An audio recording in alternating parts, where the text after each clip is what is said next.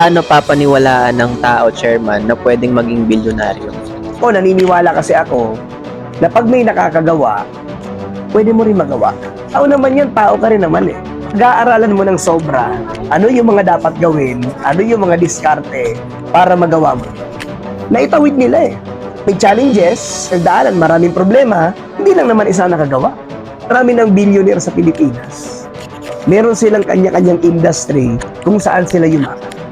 In short, Tama. pipili ka din talaga ng industry na pangangatawanan mo talaga. Pinakagagawin mo pa rin talaga yung gusto mong gawin. Hindi ka pwede dun sa gagawin mo just for money. Mananawa ka sa pera. Pero pag passion mo ang ginagawa mo, never kang mananawa. Parang sample ako sa industry kung nasaan ako, nasa networking industry ako.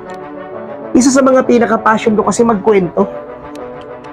Isa sa mga pinaka-passion ko, magkwento ng buhay ko, ng mga lesson sa buhay ko, na pagdaanan ko, mga lesson na natutunan ko. Yun ang pinaka-business ko eh. And yun din ang passion ko. So nagkatagpo yung business ko at passion ko, kaya masaya ako ng sobrang sa ginagawa ko. Pero again, bago ko rin naman narating yung level na to, again, isang dekada Multi-millionaire. mahigit.